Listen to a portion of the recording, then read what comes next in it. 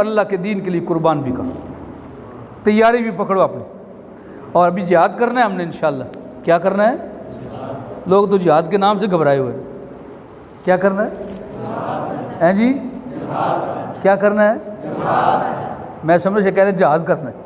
क्या करना है? ये लफ्ज़ पूरा अदा करो, इसलिए कि इसमें सीने का जोर लगता है, और जिहाद होता ही वो है जिसमें सीने का जोर लगे। इस लफ्ज़ के अंदर एक हरफ ऐसा है जो सीने का जोर न लगाए तो अदा ही नहीं होता।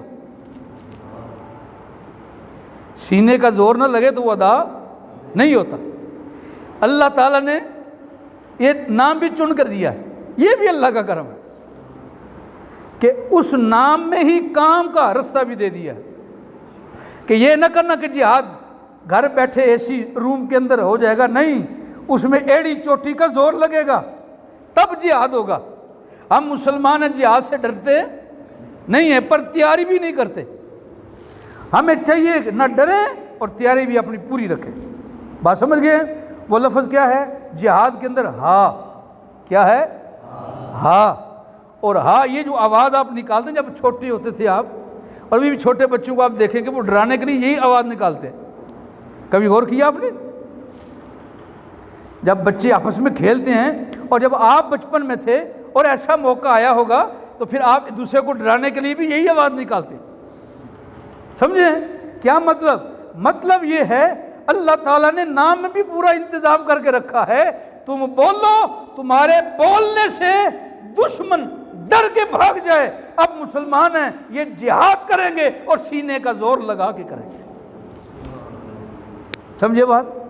तो हमेशा याद रखना, जिहाद से घबराना, ये बात है, जिहाद से घबराना, डट के जिहाद करना है। और इन हिंदुओं को भी नहीं छोड़ना, ना इन ईसाइयों को छोड़ना है, ना इन यहूदियों को छोड़ना है, जो इस्लाम के ख़िलाफ़ हैं और इस्लाम का मजाक उड़ाते हैं।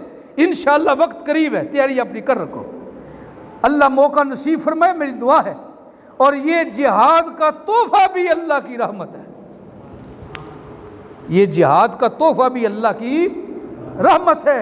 सारी दुनिया घबराई हुई है, कहीं मुसलमान जिहाद के लिए उठ ना जाएं। हमारी किताबों से जिहाद के सबक निकाले जा रहे हैं, हमारे निसाबों से इन चीज़ों को दूर किया जा रहा है, हमारे कल्चर से इन चीज़ों को ख़त्म किया जा रहा है। लेकिन याद रखिए ये शय ख़त्म होने वाली नहीं है। ये जो मुसलमान किसी मुसलमान के घर में पैदा होता है, उसके मुंह में जब घुट्टी दी जाती है, उससे पहले उसके कानों में मोहम्मद रसूलुल्लाह की आवाज़ आती है और उसे बताया जाता है तू दुनिया में आकर किसी गैर की इबादत करने नहीं आया, अल्लाह की इबादत करके मुस्तफ़ा की गुलामी करने आया है सल्लल्लाहु अलैहि वसल्लम।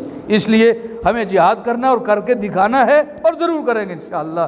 और क्यों भला, मज़े की बड़ी बात है, जिहाद करोगे ना तो क्या मिलेगा? अल्लाह की रहमत। क्या मिलेगा? अल्लाह की रहमत।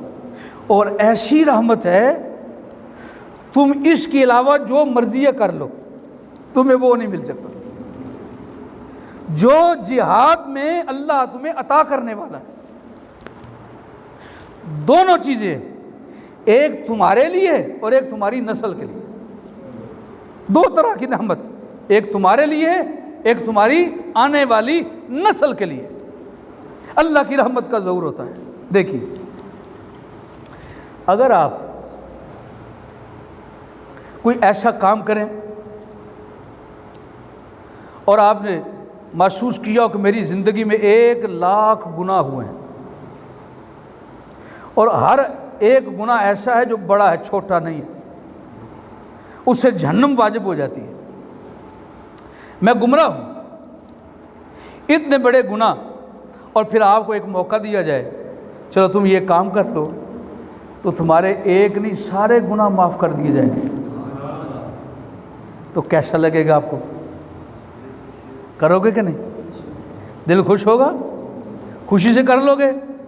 बस सारी ज़िंदगी पाप किए हैं, अगर एक काम मैं कर ही लूँ जिससे सारे गुनाह धुल जाएं, मैं पाक साफ होकर अल्लाह की बारगाह में जाऊँ, तो क्या ख्याल है?